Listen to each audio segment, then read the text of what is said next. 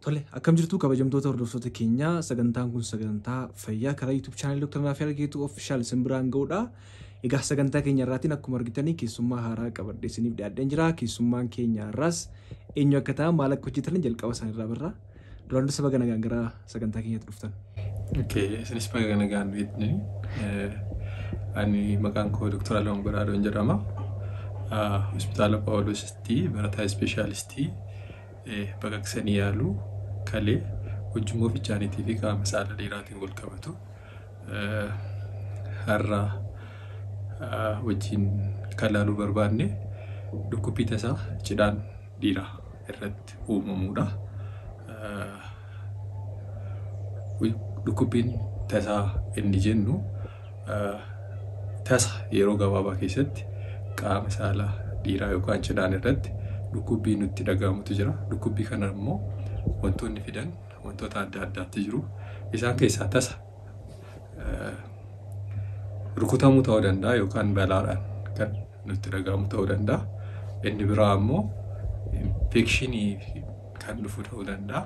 Inni biraa immoo wantoota biraa wantoota baay'ee kanneen infilaameeshinii nutti fidaniin kan dhufu ta'uu danda'a jechuudha. Kan biraa maramuu misiree yookaan cidhaan dhiiraa isa jennu saniin kan dhufu ta'uu danda'a jechuudha. Isaan kanneen keessaa kan irratti xiyyeeffannee ilaaluu barbaanne isa maramuu yookaan acute sclerotomy yookaan testicular torsion isa jennu san. Kana jechuun cidhaan keessa wantoonni baay'een jiru, structure baay'ee jira. Isaan yeroo isaan twistaa yookiin maraman kan dhufu jechuudha. Yoo marame maal ta'a maaliif dhukkuba maramuurraa kan wanti adda wanti dhukkubbiin dhagahamu jiramu? Yeroo marame maaltu nutti dhagahama seete? Yeroo marame dhiigni gara ujummoon dhiigaa jira. Ujummoon dhiiga qaamarraa fuudhee gara cidhaanii geessuu fi kan cidhaan irraa deebisutu jira jechuudha. Isaan kun yogguu maraman maaltu ta'a? Dhiigni daandii isaa cufamee jechuudha. Kanaaf dhiiga gahaan argatu, cidhaan keenya dhiiga gahaan argatu. Lammaffaa immoo dhiigni gara cidhaanii deemes irraan deemu. Inni kun dhukkubbii nutti fida jechuudha. Tole, kanaaf testicular torsion kan jennu kunniin ujummoowwan cidhaan keessatti argaman kunniin yeroo isaan maraman dafan kee dhiigni gahaan gara seelii tishuu sana deemuu dhabuurraan kan keessa kan dhufudha jechuudha. Mee maaltu namatti fidame kana? Wantoonni namatti fidan maalidha? Mallattoo akkamii agarsiisa? Yeroo akkamii agarsiisu? Maaltu nutti fida kan jedhuufi specifically wanti kanatu nutti fida jedhamee beekamu hin jiru. Garuu uumamaan namni tokko gaafa dhalatu cidhaan isaa garaa keessatti dhalata. Egaa garaa keessatti dhalateen booda gara cidhaanitti gadi deema jechuudha. Gara qabee cidhaanitti kan gambuu jechuudha. Yeroo gadi bu'u kana qaama keessaa wanta inni fidee uffaan gadi buutu jira. Wanti inni fidee uffaan gadi bu'u kun tuunikaa vaajinaalis isa jennu jechuudha. Isa cidhaan uwwisee argamu. Kanaaf tuunikaa vaajinaalis kuni gara fuulduraatiin banaa yoo ta'es gara duubaatiin gogaa cidhaan keenyaatiin wal qabachuu qaba. Inni kun yoo wal hin qabanne ta'e cidhaan keenya maal ta'a? Freely tuunikaa vaajinaalis kana keessa socho'uu jalqaba jechuudha. Kun garuu namoota hundarratti osoo hin taane namoota muraasa irratti kan argamu. Kanaafuu inni kun maal fida jechuudha? Salphatti akka ofirra naanna'u taasisaa jechuudha. Salphatti ofirra naanna'e jechuun carraa maramuu olaanaa qabaataa jechuudha. Kanaaf intraatuunikaal torshinii isa jennu san nutti fida. Inni kun yeroo baay'ee kan uumamu ijoollee umuriin isaanii 10 ol jiranii fi young adults isaan jennu kanarratti yeroo baay'ee kan uumamu.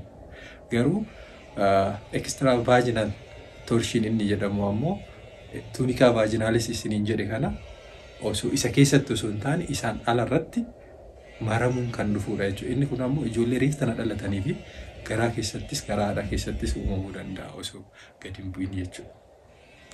Tole, kanaaf gosa lama akka jiru hubanneerra jechuudha. Daa'imman irratti illee daa'imman reeftana dhalatan irrattis uumamuu ni danda'a jechuudha wanti kun.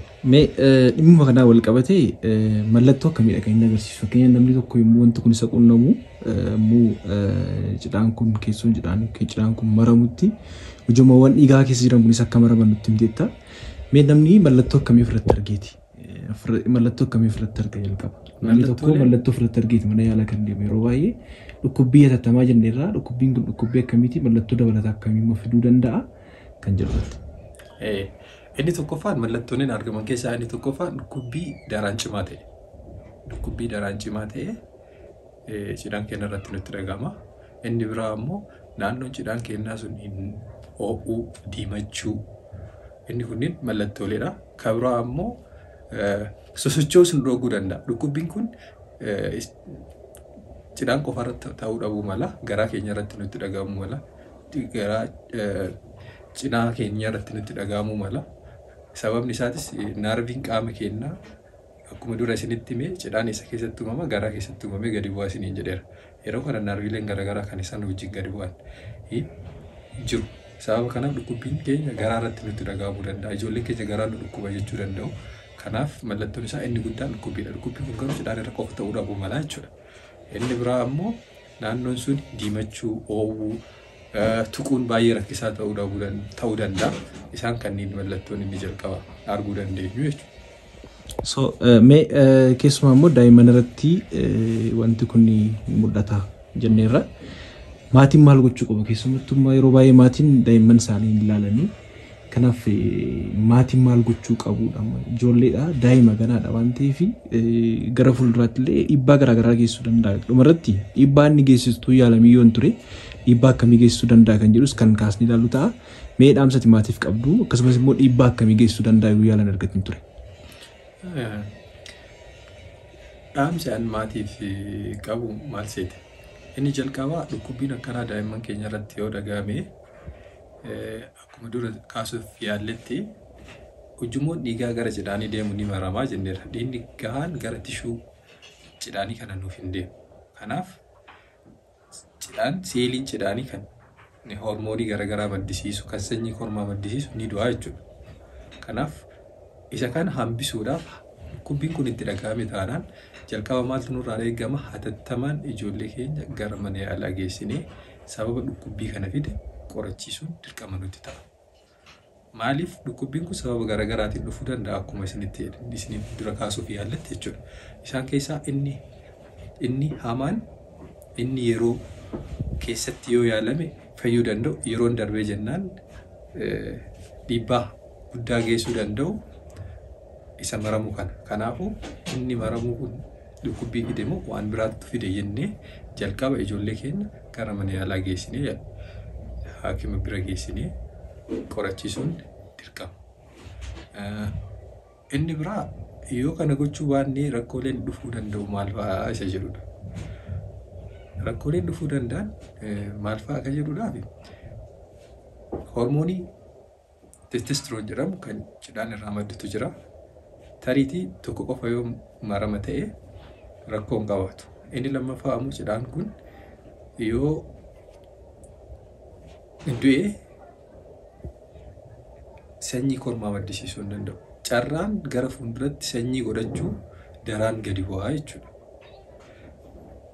Carraan gara fuulduratti sanyii godhachuu daraan gadi bu'a. Kan hambisuuf jalqaba maaltu godhachuu qaba? Yoo xiqqaate daa'imni kun eega dhukkubbiin itti dhagahame yoo kan marame ta'e yaala yoo xiqqaate sa'aatii 6 keessatti hatattamaan yaala argachuu qaba. Akkuma sa'aatiin isaa achi dheerataa deemu carraan hambisuudhaaf baay'ee gadi bu'aa deema. Kana ittisuudhaaf maal gochuu qabna jalqabaan? Dhukkubbiin akka itti dhagahame hatattamaan gara mana yaalaa geessinee yaaliin hatattamaa isaan barbaachisa jechuudha. Kanaaf yaaliin hatattamaa argachuu akka qabanii dhukkubbiin kun dhukkubbii yeroo namaa kennu akka hin taane maqaan isaarraa kaasnee ilaalle acute scrotal syndrome warra fidanidha. Kanaaf maatiin akkasumas immoo namoonni dhukkubbii kana qabdan sodaa tokko malee mana yaalaa deemuun baay'ee barbaachisaadha jechuudha. Kan biraa wantoonni kana fidan dhahichi fa'aa kana fiduu danda'a? Namni tokko naannoo cidhaanii yoo dhaame. Rukuttaan fiduu danda'a. Rukuttaan amma fakkeenyaaf maal biraa isa testicular rupture isa jennu sana fida. Tasa qaama cidhaan kanarratti hogguu rukutamne testicular rupture fiduu danda'a. Testicular rupture kuni garaagarummaa testicular torsioniidhaan hin qabu. Maaliif testicular rupture jira taanaan tariitii akka testicular torsionii guutuun maramuun cidhaan jechuudha. Guutuun seelii cidhaanii sun yookaan miciree sun du'uu dhabuu danda'a. Garuu adeemsa keessatti dhukkubbii hin fayyine fiduu danda'a. Lammaffaa ammoo seeliin sun inflameeshinii inni achi keessatti uumu cidhaan isa gara fayyaatis miidhuu danda'a jechuudha. Kanaaf innis opereeshinii yookaan yaalii baqaqsanii yaaluu hatattamaa gaafachuu danda'a. Tariitii raapcheeriin sunis hogguu jiraata jechuudha. Tole. Galatoomii yaadii xumurratti yaadatti qabdu yoo jiraata. Yaadni xumurratti kan qabu wanta akka salphatti ilaallee bira darbuu dandeenyu miti. Yeroo baay'ee ijoolleen umuriin isaanii naannoo waggaa 10 fi achi gatan yeroo dhukkubbiin qaama saalaa isaanii irratti itti dhagahame na dhukkuba jedhanii akka salphatti ilaallee bira darbuu dandeenya. Kuni jireenya isaanii gara fuulduraa irratti dhiibbaa baay'ee waan fiduu danda'uuf maatiin ijoollee keenyaaf gargaarsaa fi yaalii barbaachisaa ta'u akka argataniif dhukkubbiin akkanaa itti dhagahame taanaan hatattamaan gara mana yaalaa geessinee ijoollee keenya yaalchisuun dirqama jechuudha. Tole yeroo kee fudhattee barumsa guddaa amma kana ga'u hawaasa keenya barsiisuu keetiif guddaa galatoomna. Sinis ulfaadha galatoomna.